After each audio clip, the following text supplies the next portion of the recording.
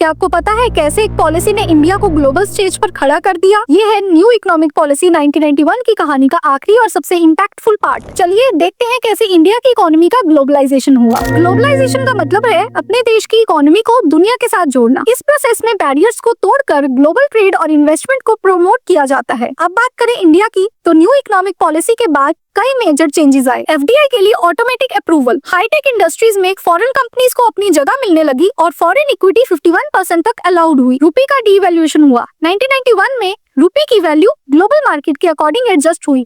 इसका रिजल्ट था एक्सपोर्ट्स बढ़ने लगे और इंपोर्ट्स कम हुए। 1992-93 बजट में रुपए कन्वर्टेबल बन गया, जिसने ग्लोबल ट्रेड और इन्वेस्टमेंट्स को इजी बनाया। कस्टम टैरिफ्स ड्रास्टिकली रिड्यूस किए गए 250% से सिर्फ 10%, और कंपटीशन तो वर्ल्ड क्लास हो गया। और जो इंपोर्ट एक्सपोर्ट पॉलिसी लाए गए, उन्होंने इंडिया का ट्रेड ग्लोबली स्ट्रीमलाइन कर दिया। ये सब चेंजेस नए नए जॉब्स लाए, टेक्नोलॉजी अपग्रेड हुई और स्टैंडर्ड ऑफ लिविंग इम्प्रूव हुआ। ग्लोबलाइजेशन के कुछ फायदे हुए, ज्यादा जॉब्स और अच्छी सैलरी अपॉर्चुनिटीज मिली, लाइफस्टाइल और लिविंग स्टैंडर्ड्स बेटर हुए और कल्चर्स का एक्सचेंज और म्यूचुअल अंडरस्टैंडिंग हुई। पर कुछ चुनौतियां भी आई, जैसे मार्केट इंस्टेबिलिटी और रिसेशन का खतरा बना, और इन्वायरमेंटल इम्पैक्ट हुआ, जैसे ग्रीन हाउस गैसेज और डिफॉरेस्टेशन की प्रॉब्लम आई। अब समझ में आया ग्लोबलाइजेशन का इम्पैक्ट। एक ही पॉलिसी ने इंडिया का फ्यूचर कैसे बदल दिया। ये था न्यू इकोनॉमिक पॉलिसी 1991 का लास्ट पार्ट। अगर आपको ये सीरीज पसंद आई तो तैयार हो जाओ, क्योंकि हम लेकर आ रहे हैं एक और धमाकेदार सीरीज जो आपको इंस्पायर और एजुकेट करेगी।